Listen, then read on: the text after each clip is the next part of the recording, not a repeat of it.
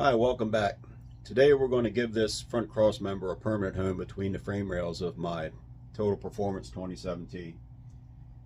I already have the hole locations laid out. I went through the pain of doing that ahead of time.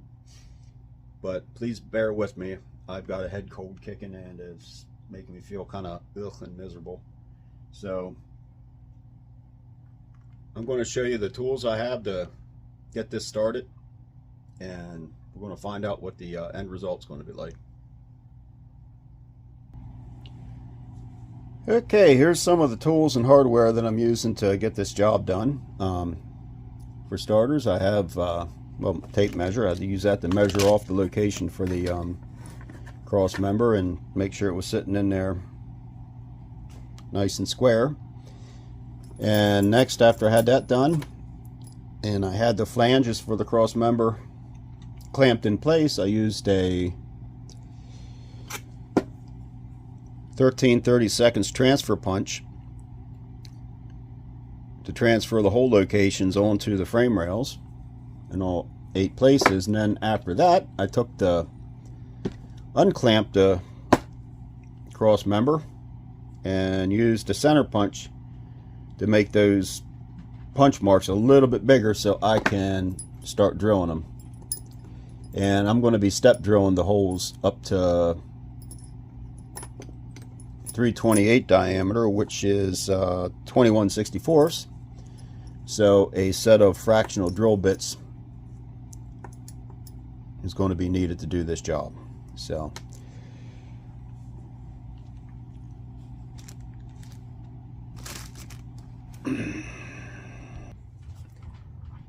okay, so there's the hole locations for the driver's side frame rail, and I also scribed a line there as a witness mark for the flange for the cross member, and I did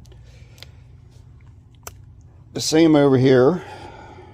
See if I can get this turned around right.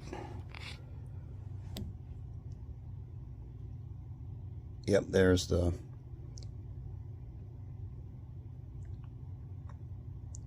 center punch marks there, and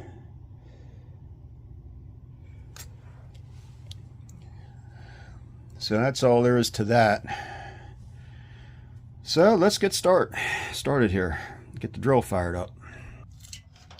Okay, for starters, I'm going to start with the drill. It's a little under 1/8 of an inch, and I'm going to use that as a pilot hole because that's just a little bit bigger than my prick punch marks, and that'll help keep the drill from walking off center, and I won't have holes drilled that are all over the place. So I'm going to get these knocked out, all 8 of them.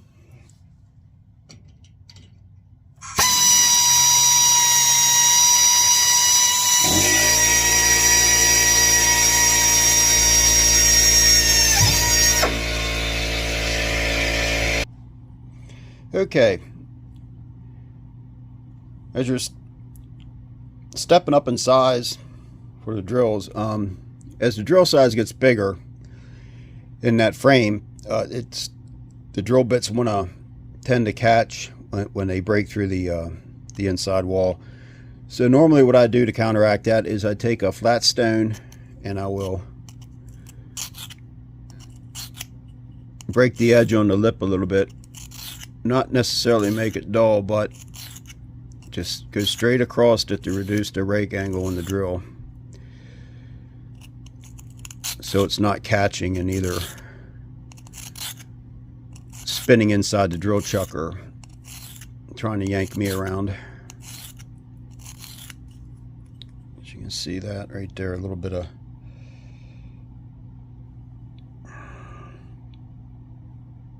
shiny on the drill lip there. This one I already have done.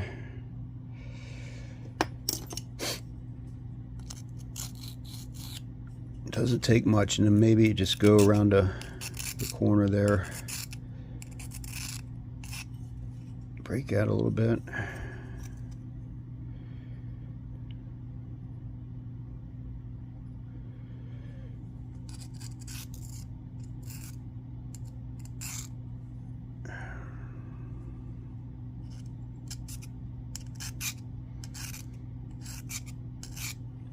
Yeah, that should help reduce the probability of the drill bit catching as it breaks through on the frame rail. So we're going to continue working here.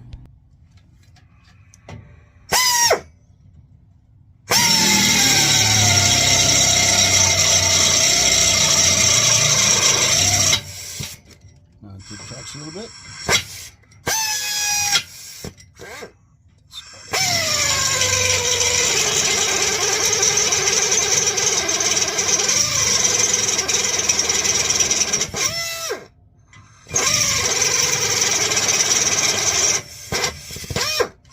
Running out of steam.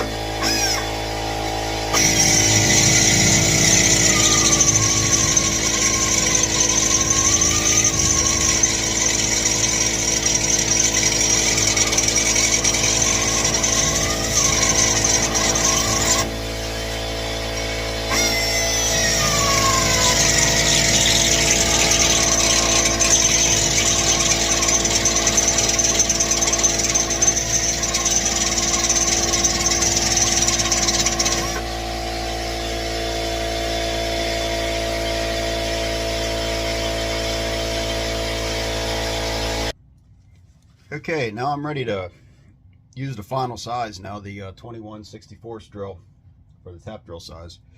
And you notice my drill stalling out a couple of times previously. It's because I'm using this pneumatic air drill with a pancake compressor, and it just doesn't have enough capacity to run a drill for any length of time. If I had a 1/2 inch electric drill, I'd have these popped out by now. But we're going to finish these up and then see what the end result's going to be.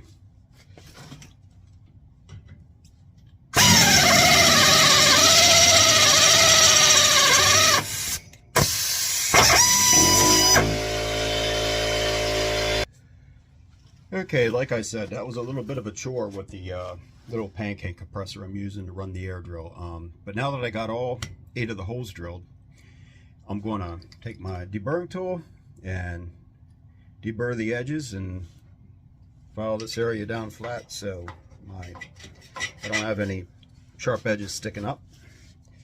So get this done, and I'll do all 8 of those before we proceed.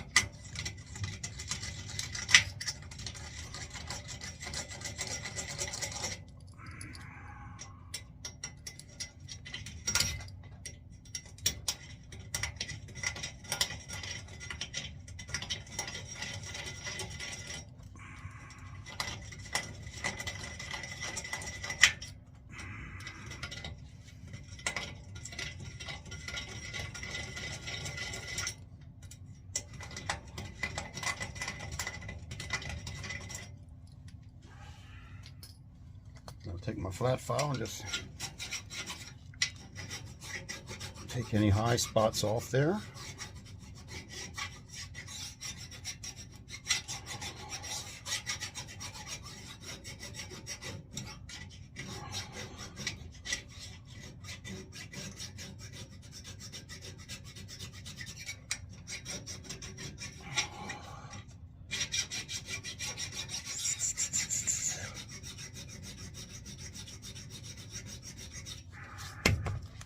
Okay.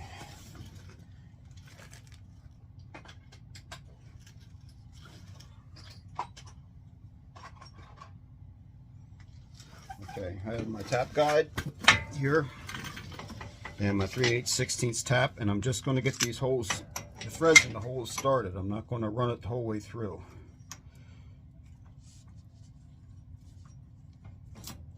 Because I want the actual screw itself to form the threads in the hole.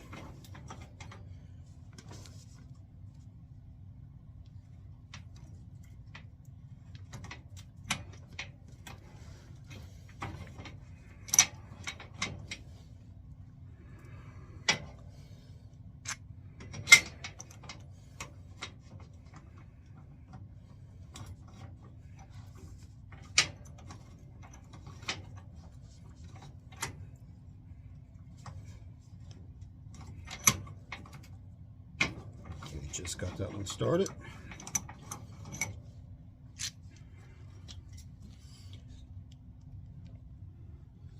I don't know if you can see in there or not that that bottom hole, I just got the thread started. I didn't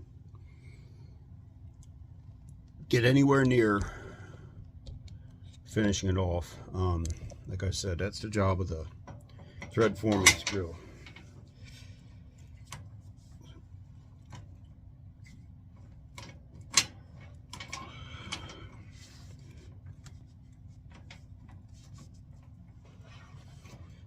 And the reason I'm doing this is so that when I go to put the screws in, that they at least start straight, that they don't get cocked or start in on an angle.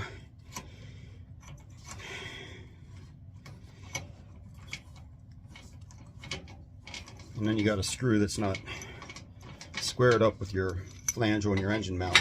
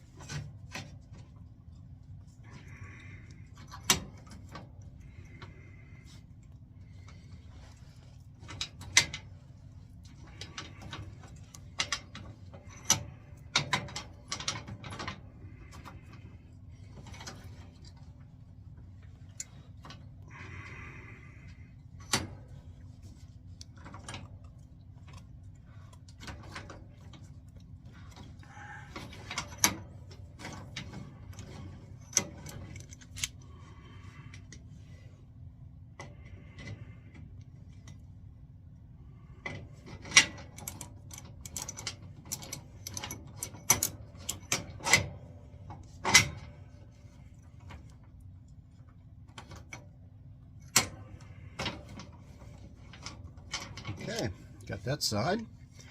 I'm going to go around and do the other side, and I'll be right back. Okay, I got all the threads started, so I'm going to go over and burr the holes in. And now we're going to get this engine mount in place. Okay, this worked out quite nicely, other than one hole was a little off center, so I had to take this flange and drill these rear two clearance holes out just a little bit larger so the screws would start in. So let's bolt it up then and see what we got.